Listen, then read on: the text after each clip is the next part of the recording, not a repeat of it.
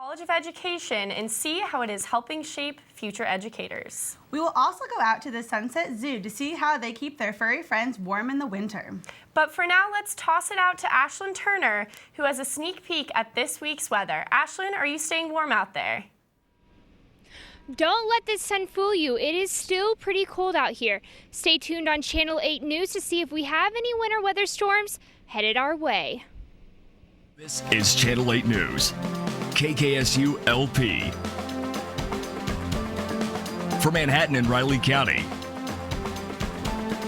From Kansas State University, this is Channel 8 News. Welcome to Channel 8 News. I'm Gretchen Kanan. And I'm Vanessa Vlasic. The College of Education here at K-State is receiving national recognition.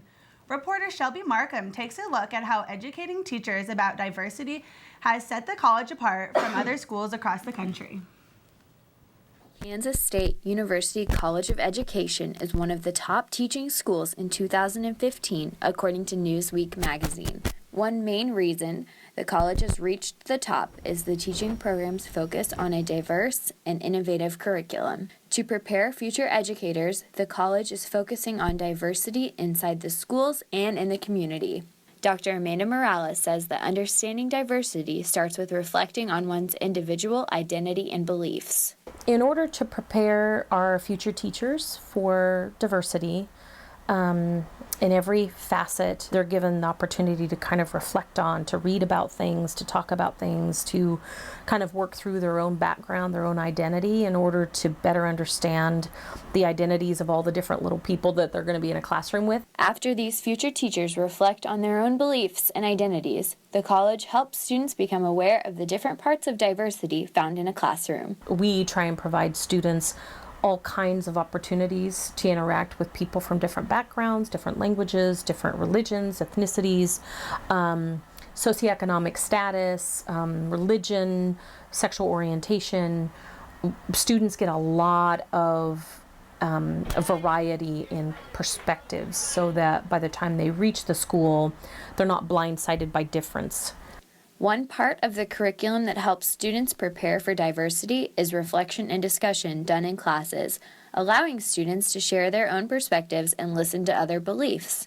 Hannah Richmeyer is a student in the College of Education. She feels the college has made teaching more meaningful. The College of Education has prepared me to be a teacher and made teaching more meaningful in the way that it has exposed me to different classroom settings, including students with different learning abilities, as well as students coming from different culturally diverse backgrounds. The college continues its focus on diversity with a year-long program focusing on social justice education. The program centers around understanding others and their perspectives. Shelby now joins us. Shelby, can you tell us more about the social justice education program here at K-State? Yeah, Gretchen. The college is doing this program to bring speakers on campus to talk about a range of diversity issues, including ethnicity, sexuality, and gender roles. The program is partnered with Midwest Equity Center and provides more resources for social justice for educators at K-State. These resources can be found at meac.org/notjustayear.html. Thank you, Shelby. I know I will be checking back later at that website to learn more about the diversity and social justice.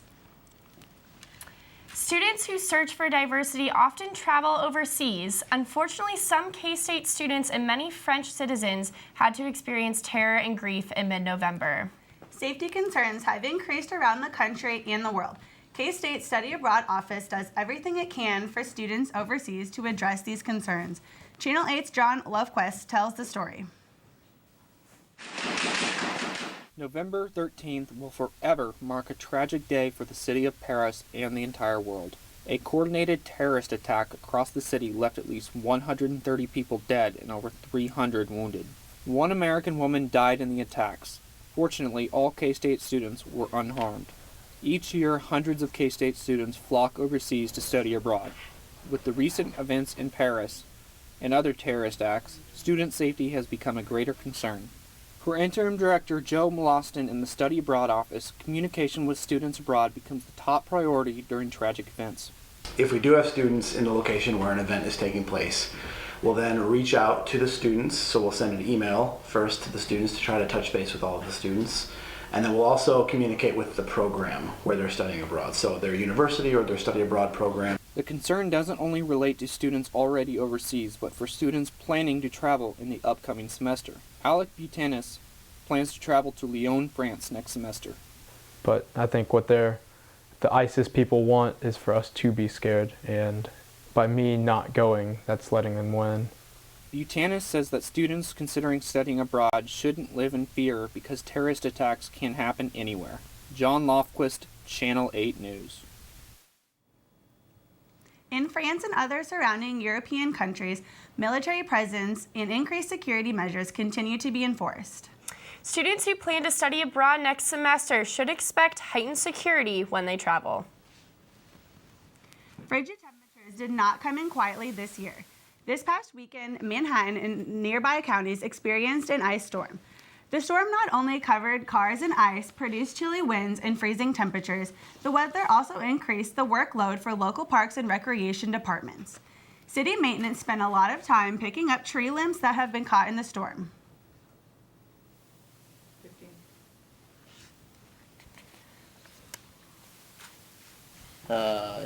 We started doing our emergency response about 3:30 on Sunday morning.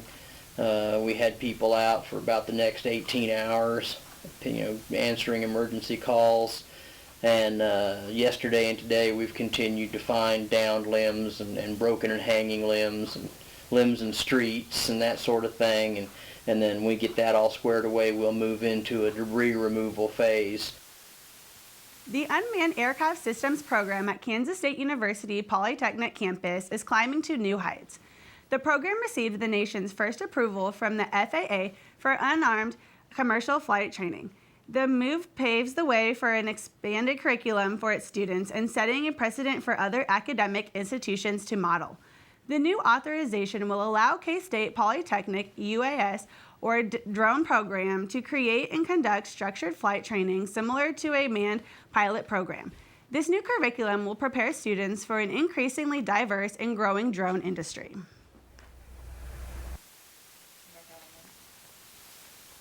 We could provide training to students pertaining to our specific research goals, but we couldn't just broadly train students in all facets of flight operations to develop that level of professionalism that the industry deserves.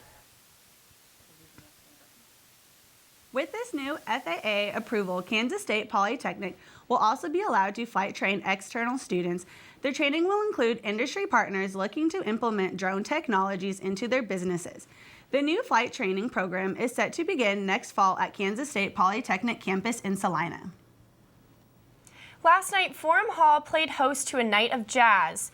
Kansas State University, along with Phi Mu Alpha, a music fraternity, sponsored the concert.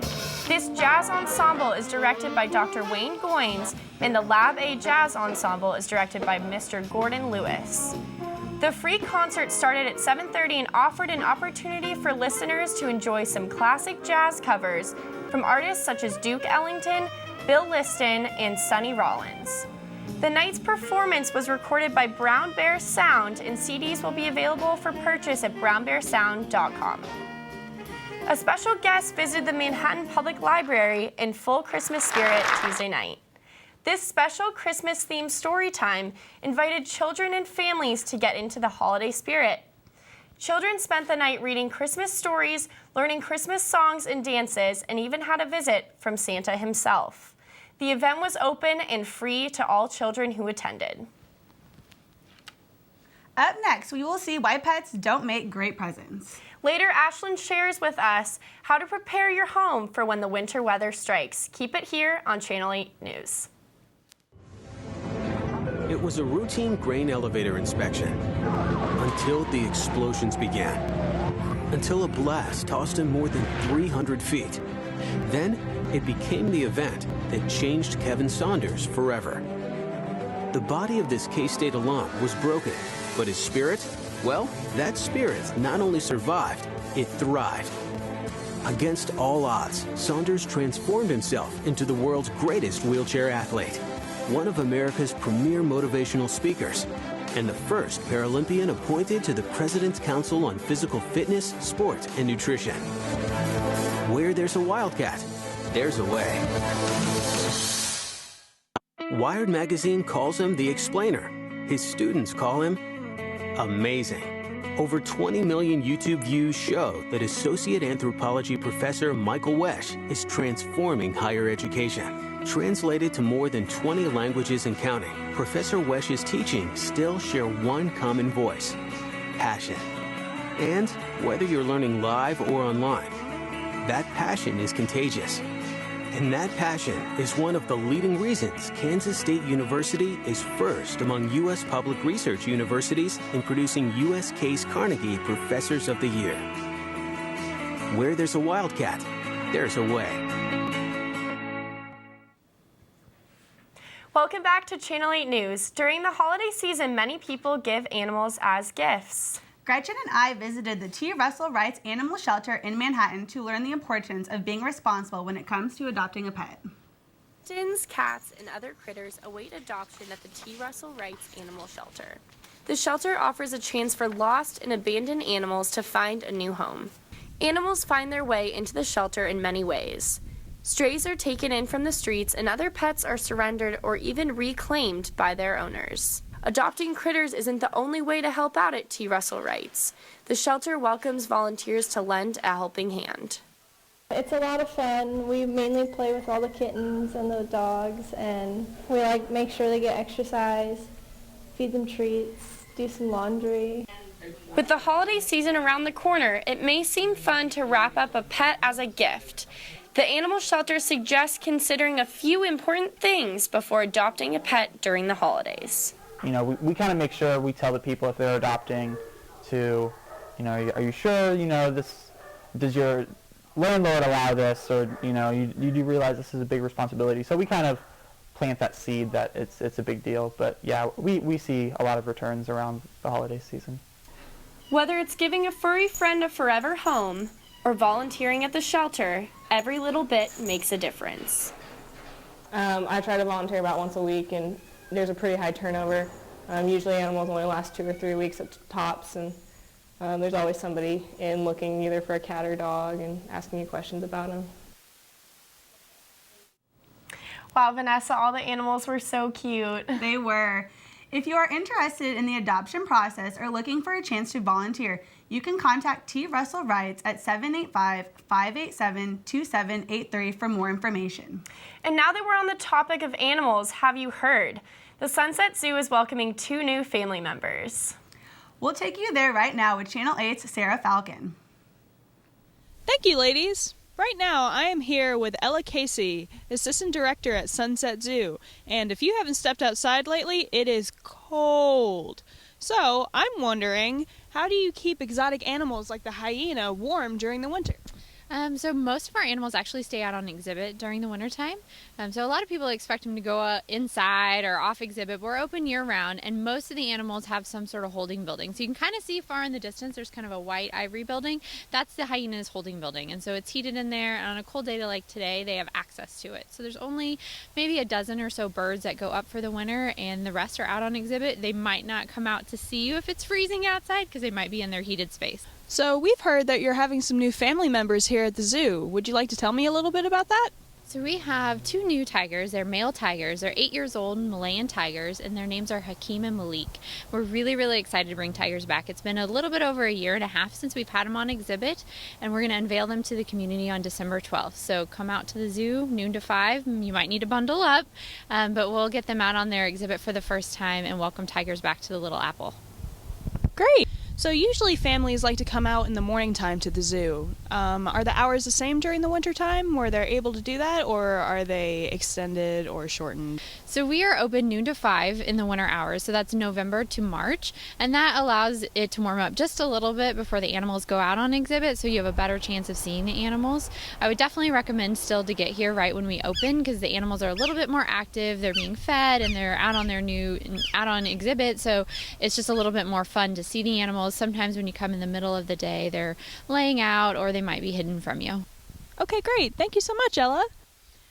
If you would like more information, please go to www.sunsetzoo.com.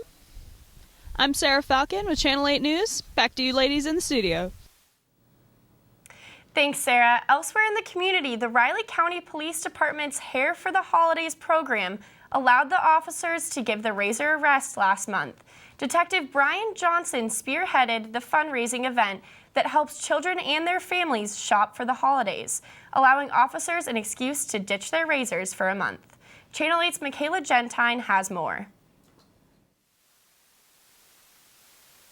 Throughout November, officers worked towards their fundraising goals by growing their beards in a build-up towards December's big events called Cops and Kids. Detective Brian Johnson kept Channel 8 updated. Well, this is the time of year that we begin collecting names for children that would otherwise not receive any assistance during the holidays for presents and that type of thing. So right now is when we really try to maximize our fundraising so that we can help as many children as we can. Throughout December, you may catch the police shopping locally with kids to buy Christmas gifts for their families. Without so many officers growing beards last month, funding Cops and Kids may not have been possible. You know, all together, everyone's just having fun with it and, you know, trying to help out the community and especially the children and things like that. Johnson said that while they are law enforcement officers, first they're members of the community. That's why they participated in the Hair for the Holidays program. For Channel 8 News, I'm Michaela Gentine. During November, participating officers handed out cards to the community explaining why they were growing beards and kept updates on social media such as Instagram and Twitter. You can find out more about their community programs and events by going to RileyCountyPolice.org. Up next, we'll take a look at this week's forecast. And later, we'll see if the K-State Volleycats and football teams have what it takes to make it to the postseason play. A Wildcat legacy from generation to generation. Where my grandfather went to school. Where my mother went to school. It's a legacy scholarship program started by the K-State Alumni Association, specifically for the children and grandchildren of K-State alumni. When you buy a K-State license plate, you fund legacy scholarships. Show your purple pride and be a part of the Wildcat legacy. Kansas State University's PowerCat Financial Counseling presents SALT, a game-changing financial tool. It's simple, useful, and best of all, free for K-State students and alumni. SALT provides personal money coaches, help with student loans, and a wide range of career opportunities. Go online to kstate.edu/SALT and see what SALT is all about. Get money smart today. K-State Student Radio brings every game to K-State fans on the Wildcat 91.9. Klein's going to take a pitch out to the right. Hubert dices his way up and into the end zone for the Wildcat touchdown. Takes the snap. He's going to roll out. He's going to throw deep over the middle of the field for Tyler Lockett. Catches it. 15-10, 5, touchdown, Kansas State. For all of your K-State sports coverage, tune into the Wildcat 91.9. Welcome back to Channel 8 News. Luckily, we have weatherwoman Ashlyn Turner here in the studio with us to give us more information on the weather. Ashlyn, we had that storm last week. Are there any storms headed our way? You know, truthfully, I don't see any storms this week. However, the future, that's a little bit questionable. Let's go ahead and look at our feels like temp, the national map, to see what we have today. Right now in Pittsburgh, we have 49 degrees. In Atlanta, it feels around 59 degrees. In Kansas City right now, I was out earlier. Pretty sunny, I should say. It does feel like 41 out there. In Houston, around 60-ish, 65 degrees. Albuquerque, 57. San Francisco, 60 degrees. And Seattle, 49 degrees. Let's go ahead and look and see what we have going on in our national weather map.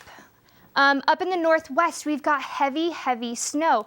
That snow will be moving to the east. We will not see the snow, luckily, this week like we did last week, but Up higher in the north, they are seeing quite a bit of snow. There is a high and low pressure that's mixing down in the south, so the south will not be seeing snow, but they will be seeing some rain, which may cause some flooding, unfortunately. Let's go ahead and look at our Kansas map. Right now, it's around 47 degrees in the east, 47 in the middle to the midwest of Kansas, and then 37 around the west. Let's go ahead and look at our 5-day forecast. 45 right now. Like I said, it does feel around 41 degrees. On Thursday, we have 52 degrees. Friday, 56. And then this weekend will be partly cloudy, so go ahead and try to get out. This may be one of the last weekends that you can spend some time outside where it's not as cold. We're going to go ahead and head back to the desk. Thanks for that, Ashlyn. It sounds like we should all soak up the sun while we can these next few days. Coming up, Avery takes us out of the galaxy for an update on K-State sports. We'll be right back on Channel 8 News. K-State Student Radio brings every game to K-State fans on the Wildcat 91.9. Klein's going to take a pitch out to the right. Hubert dices his way up and into the end zone for the Wildcat touchdown. Takes the snap. He's going to roll out. He's going to throw deep over the middle of the field for Tyler Lockett. Catches it. 15-10, 5, touchdown, Kansas State. For all of your K-State sports coverage, tune into the Wildcat 91.9. What makes undergraduates stay in school, thrive, and graduate? K-State professor Greg Eislein knows. Classes that create a learning community. Professors who stir curiosity. Involve students in their own education.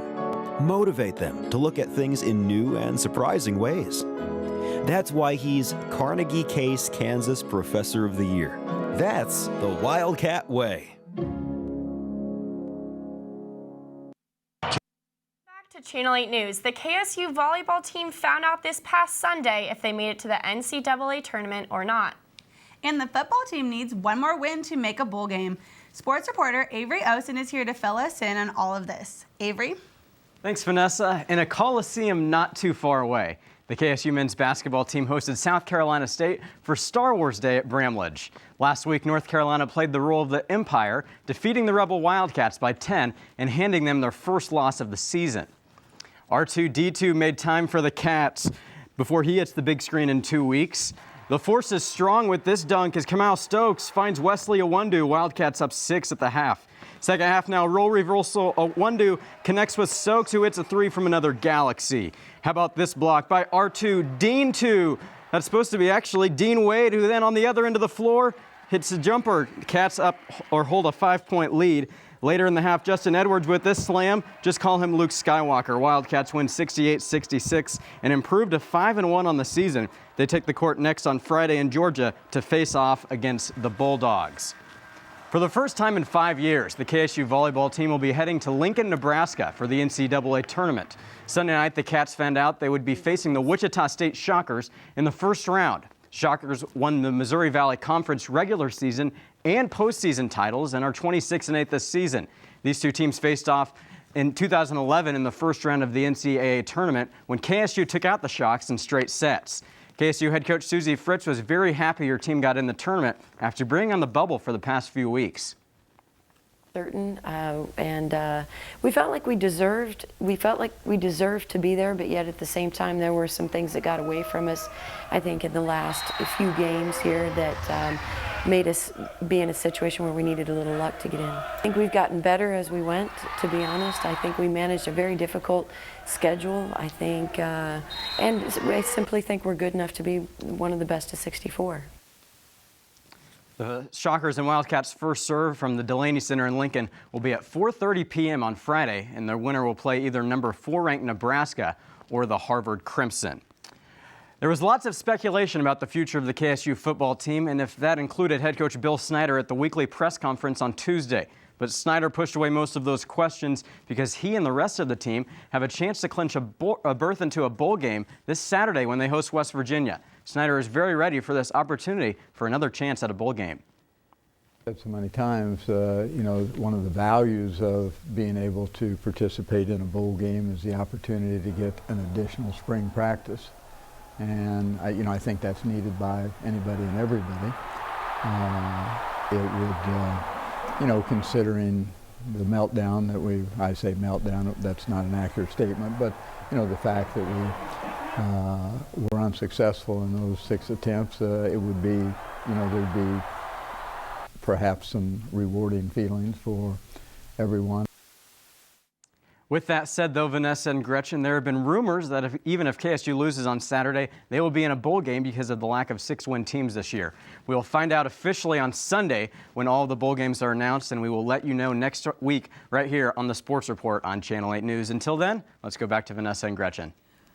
What bowl do the experts have the Wildcats in right now, Avery?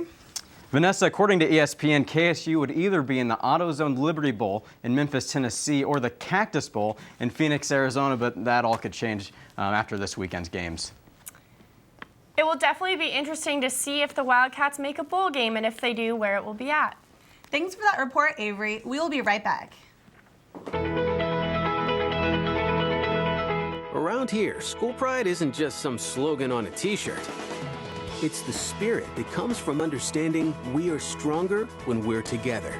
That's the essence of K-State Proud, a nationally recognized student-led fundraising campaign. In just 6 years, K-State Proud has helped raise more than $500,000 to help students who need it most and appreciate it best. Think of it as Philanthropy 101. K-State Proud. It's just one more way the Kansas State family treats one another, well, like family. Where there's a Wildcat, there's a way. Class, study. Class, eat. Play, play, play. Study. Class, chill.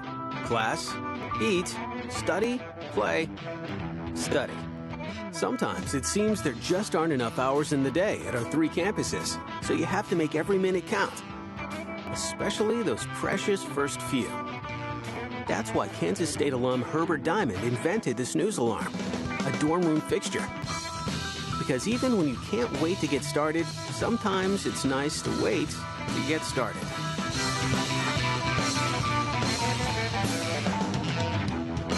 Where there's a Wildcat, there's a way. Welcome back to Channel 8 News. Manhattan's Blue Earth Plaza is lit up with holiday cheer as the Festival of Lights kicked off on this Friday. Manhattan residents can visit the plaza brightly lit with holiday colors featuring the tallest Christmas tree in Kansas. Along with the lights, songs of the holidays are playing over the loudspeakers. The lighting of the Blue Earth Plaza is just one of the holiday events for the Manhattan Festival of Lights. This Friday night will be the mayor's Spirit of the Holidays lighted parade at 5:30. The parade begins downtown on Points and ends at Triangle Park in Aggieville. Luckily, there won't be any winter weather to worry about this weekend. However, you will need to pull out your coats because the cold is taking over. Like I said earlier, that winter storm that was in the north, it won't be heading towards our way. So I think we're in the clear this week. So try and get out in the sun and enjoy the weather. Yeah, that's really nice. I'll definitely make sure to take some time to go outside and enjoy the it. sun before it's gone for the rest of the winter. So I'm definitely looking forward to hanging out outside. Awesome. Thank you for watching Channel 8 News. Tune in next week for the latest news around Manhattan and Junction City. Stay here for MHK All Day right after this.